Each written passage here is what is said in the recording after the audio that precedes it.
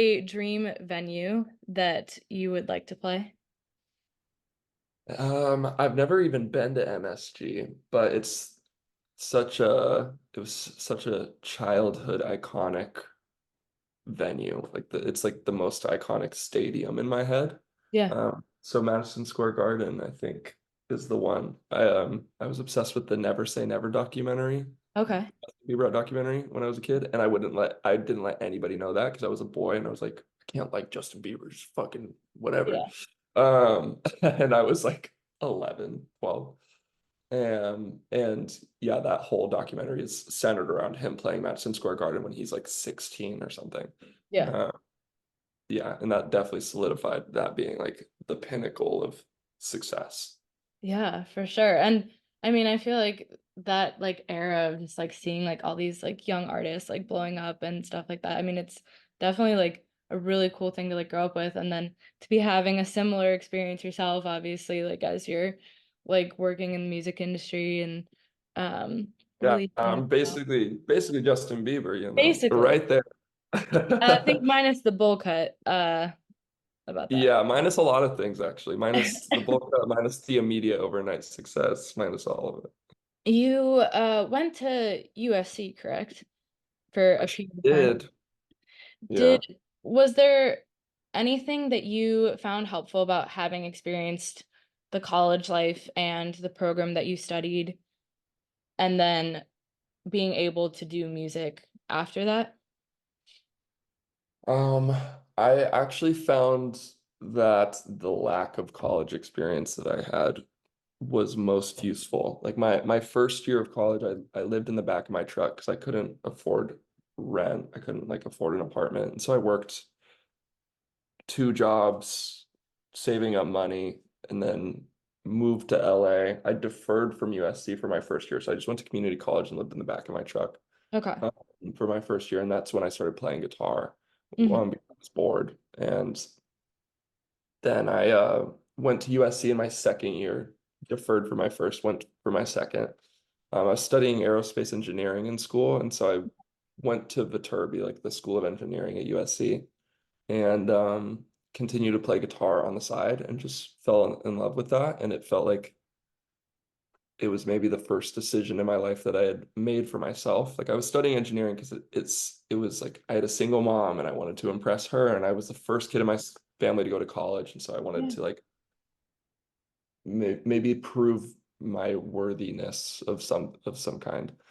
And then I picked up guitar for nobody but myself. It's like nobody was watching. It wasn't really for any external validation, and it was incredibly fulfilling. So I uh continued to play guitar in LA, and then the pandemic hit in my like sophomore year. So immediately everything shut down. I did not get any college experience for the next 2 years after that. Hmm. Continued playing guitar, and that's when I started writing songs was during the pandemic, and I put my stuff up on TikTok for like 6-ish months before anybody really even saw it, posting consistently every single day an acoustic performance of my songs. And then went viral at the beginning of 2021 for the first time. And then I transferred out of aerospace engineering and into the music business program at USC. Okay. Yeah. Yeah.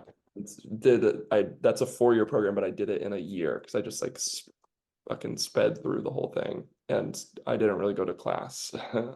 Um, yeah, so I had no college experience. I had no parties. I had no fraternity. I had none Okay. of the classic college stuff, and I think that that was helpful for me because a I'm not really a college like experience person. I'm not into parties. I'm definitely not into frats. I'm not into any of that. Interesting. Okay. Yeah. So you were always very kind of just doing your own thing on the grind. Um, Yeah, I was always on some grind. yeah. With music and creating your own music, was your mom always supportive of that? I know you Yeah, mentioned like always wanting to recently. impress her. Was she always supportive? Yeah, I mean, it was really late in life. So I wasn't living at home anymore when I started. And so a lot of this was like me doing this in the shadows Okay. and playing guitar late at night through the night. And then when I would show her things, she was like, "Oh yeah, it's good," and Yeah. was like supportive, but didn't really know what it was.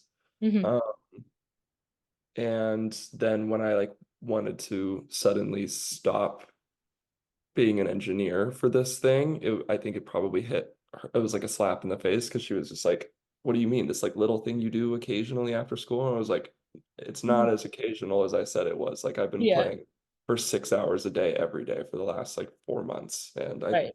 it makes me happy." And yeah, it was a big life shift because I was going to USC, which if you know, costs a lot of money, and I came out with a lot of student debt for to be in an industry that does not pay you anything. Um, and so yeah, it was a lot of conversations. It was a little hard for her to wrap her head around. But I Yeah. think now with like the record deal and um the success of, you know, the handful of songs that I have out, and the fan base and those live shows. She came to the live shows and she was like, I feel like I'm meeting my son for the first time. Yeah. And was crying in the crowd, and it was really Oh, sweet. yeah. Um, so she's definitely wrapped her head around it now. Yeah, for sure. And what were you like as a kid? Were you always, I know you mentioned Justin Bieber. Were you always into just music in general? Who were some of the people you listened to growing up?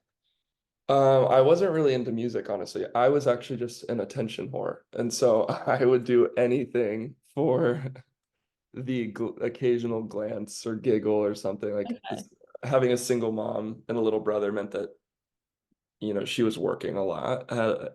We were really, really poor. We were like boiling bath water so that we had hot water. Um, and there was very limited amount of attention to go around. So I was learning card magic and playing every sport under the sun. And um, I played guitar for a little bit when I was like 12, just learned some Ed Sheeran songs just so that I could like get a giggle out of her and Yeah. feel like I accomplished something. So I was always a serial hobbyist doing a bunch of things. But nothing would ever stick. Like I would feel like I got the hang of it and then get bored and move to the next. Yeah, I was picking up a bunch of hobbies, would drop them after a little bit, played guitar for a little bit. And I was a weird kid. I moved around a lot, so I was always the new kid in school, Mhm. and I got good at tr making first impressions like a science. It was like a game of chess for me as a kid, and um, I would watch talk show interviews and pull personality quirks from my favorite, you know, celebrities that were considered charming in the public eye or whatever. And I was this weird amalgamation of other people's personalities. Once again, weird fucking kid. And it wasn't until I like was living in my car, honestly, that I was like the first time that I wasn't surrounded by people and I just like got to make a decision for myself and I felt very lost. And the Choke on My Heart EP that I dropped at the top of this year was like maybe me at my peak loss, really not knowing who I was when I wasn't around other people and confronting that truth through the songs for the first time. Um, so yeah, I was a mirror for other people. I was whoever you needed me to be as a kid, and I would be that for you. Yeah, and I feel like that's super empowering too to one, obviously kind of get to experience your own personality and your own growth and stuff alone like that, but then also two getting to process it through music and share it with everyone too is super, super special. So, Totally. I don't even think I listen to my own. Maybe you're the same. I think everyone's the same. You don't listen to your own taste in music until like maybe college. I listen to yeah. whatever my friends listen to. It's a podcast. What constitutes a podcast versus an interview? I consider it a podcast primarily because like of the platforms that it's like going to be aired on. So like it'll be Yeah. on Apple Podcasts, it'll be aired on like Spotify podcasts. So it's a podcast in that sense, but then the content of it is an artist interview. Right. Sometimes I'll do other stuff. That's Hey, just interesting. I just didn't that I prefer, obviously, because I'm a podcast fan. yeah. I like that interviews are on podcast platforms. Like that's the most likely place as a consumer for Okay. me to want to consume that kind of content, as opposed to like a maybe a YouTube video or other things. Like that also works 100%, but Yeah. I love the podcasting world. Yeah, that is really interesting. And I agree with you in that sense because I feel like if I'm going to be like listening to two people having a conversation or just like people talking about anything, I'll usually do it like if I'm walking or if I'm doing something. So I'm not going to be necessarily like watching it. Yeah. So I agree. And I will like release like YouTube like versions of the podcast just in case.